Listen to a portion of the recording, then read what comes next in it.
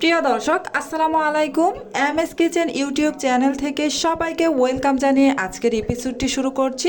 আমার আজকের এপিসোডে থাকছে মূলা শাকের যে ডাটা আছে সেই ডাটা দিয়ে শুটকির রেসিপি। এই মূলা শাকের ডাটা অনেকেই পছন্দ করেন না, গন্ধ লাগে খেতে, তাই আজকে আমি যে পদ্ধতিতে এই রান্নাটা করব, এভাবে রান্না করলে একটুও গন্ধ লাগবে না, বুঝতেই পারবেন না যে এটা মূলার তরকারি খাচ্ছেন। চলুন তাহলে শুরু করি। এই যে এখানে দেখতেই পাচ্ছেন আমি 2 আটি মূলা শাকের যে মূলাসহ ডাটাটা আছে সেখান থেকে আমি কেটে ধুয়ে পরিষ্কার করে তারপরে যে চুলায় বসিয়ে দিয়েছি। এবার আমি বেশ কিছুটা পানি দিয়ে দিচ্ছি, অবশ্যই অনেকখানি পানি দিয়ে দিবেন।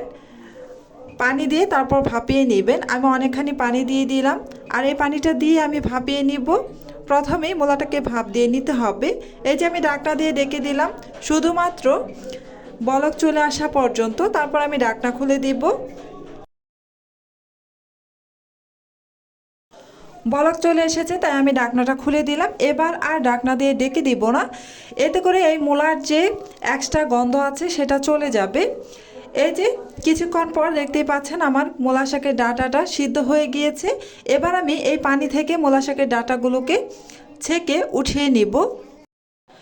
এই ডাঁটাগুলো থেকে গন্ধ না আসার প্রথম টিপস আপনাদের বলেই দিলাম, সেটা হচ্ছে যখন মূলা শাকের ডাঁটা সিদ্ধ করবেন তখন অবশ্যই বলক চলে আসার পর ঢাকনা খুলে দিবেন, আর ঢাকনা দিয়ে ডেকে দিবেন না, এতে করে এর যে গন্ধটা আছে সেটা চলে যাবে। এই তো আমি মূলা শাকের ডাঁটাগুলোকে ছেঁকে উঠিয়ে নিয়েছি। এবার এই ডাঁটাগুলোকে আমি পুরোপুরি ঠান্ডা করে নেব, ঠান্ডা করে তারপর রান্না করব। এই ডাঁটাগুলোকে অবশ্যই ঠান্ডা করে তারপর রান্না করবেন, এতে করে এই মূলার ডাঁটায় যে এক্সট্রা গন্ধ আছে সেটা একেবারে রিমুভ হয়ে যাবে। এই তো এবার আমি আপনাদের দেখিয়ে দিচ্ছি কি কি উপকরণ লাগবে এই রান্নাটা করার জন্য। প্রথমে আমি এখানে শুটকি নিয়েছি। এই রান্না করার জন্য যে কোনো ধরনের শুটকি ইউজ করা যাবে। আর এখানে নিয়েছি আলু। আমি এখানে নতুন আলুর খোসা ছাড়িয়ে 6-7টি আলু চিকন চিকন লম্বা করে কেটে নিয়েছি। আরও নিয়েছি এখানে 1/3 কাপ পরিমাণ সয়াবিন তেল। আরও নিয়েছি এখানে রসুনের পেস্ট 1 চা চামচ পরিমাণ, আর জিরা পেস্ট নিয়েছি 1/2 চা চামচ পরিমাণ, আর নিয়েছি 1 চা চামচ পরিমাণ কাঁচামরিচের পেস্ট, আর নিয়েছি মরিচের গুঁড়া 1 চা চামচ পরিমাণ, নিয়েছি হলুদের গুঁড়া 1 চা চামচ পরিমাণ, আর নিয়েছি 1 চা চামচ ধনিয়ার গুঁড়া, স্বাদ মতো লবণ, আর লাগছে পেঁয়াজের পেস্ট এখানে 1.5 টেবিল চামচ পরিমাণ নিয়েছি। এবার রান্না করার জন্য চুলায় চলে আসলাম। চুলায় একটা প্যান বসিয়ে গরম করে এতে আমি 1/4 কাপ পরিমাণ সয়াবিন তেল দিয়ে দিলাম। তেলের কালারটা একটু অন্যরকম লাগছে, কেননা এই তেলটা হচ্ছে আমার পিঠা বেজে তারপর অবশিষ্ট তেল রয়ে গিয়েছিল, সেই তেলটা দিয়ে আমি রান্নাটা করে নিচ্ছি। এই যে এবার আমি এতে থেতু করে রাখা রসুন কুচি দিয়ে দিলাম। এই উপকরণ দেখানোর সময় এই রসুন কুচিটা দেখানো হয়নি। যাই হোক, এবার আমি রসুন কুচিটাকে একটু নেড়ে চেড়ে গোল্ডেন ব্রাউন কালার করে ভেজে তারপরে এতে আমি ধুয়ে রাখা শুটকিগুলো অ্যাড করে দিলাম। এবার নেড়ে চেড়ে শুটকিগুলোকে আমি কিছুক্ষণ সময় ভেজে নিব।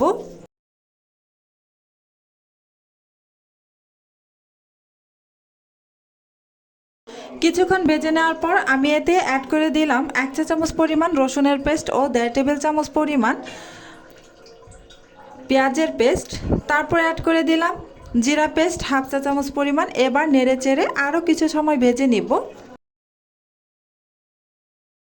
কিছুক্ষণ ভেজে নেওয়ার পর এতে দিয়ে দিলাম 1 চা চামচ পরিমাণ কাঁচামরিচের পেস্ট, 1 চা চামচ পরিমাণ মরিচের গুঁড়া, 1 চা চামচ পরিমাণ হলুদের গুঁড়া, 1 চা চামচ পরিমাণ ধনিয়ার গুঁড়া, আর দিয়ে দিচ্ছি স্বাদ মতো লবণ।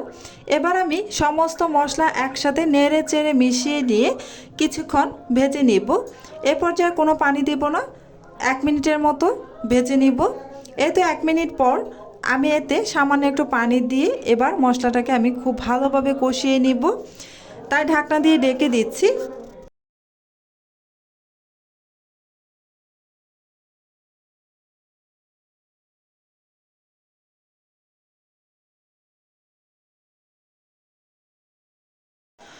কিছুক্ষণ পর আমি ঢাকনা খুলে একটু নেড়ে চেড়ে দিচ্ছি।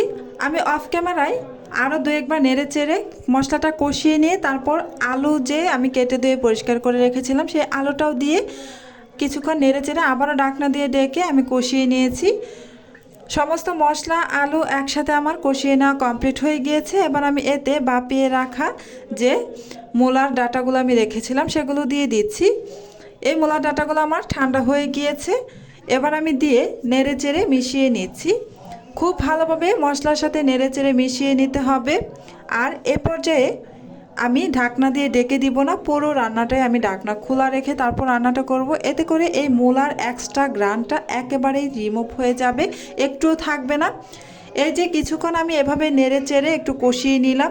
এবার আমি এতে কিছুটা পানি অ্যাড করে দিব, সামান্য একটু পানি অ্যাড করব, যেহেতু আমার সব কিছুই ওই আলু আর মূলার ডাঁটা এগুলো সিদ্ধ করেই নেওয়া, সেহেতু খুব বেশি পানির প্রয়োজন নেই। অল্প একটু পানি দিয়ে আমি এই রান্নাটা করে নিচ্ছি।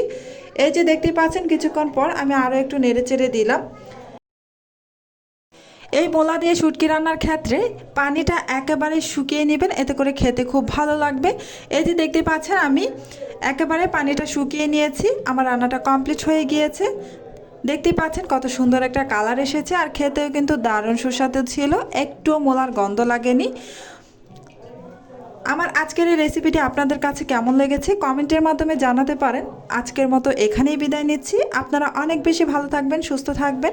আসসালামু আলাইকুম ওয়া রাহমাতুল্লাহি ওয়া বারাকাতুহু।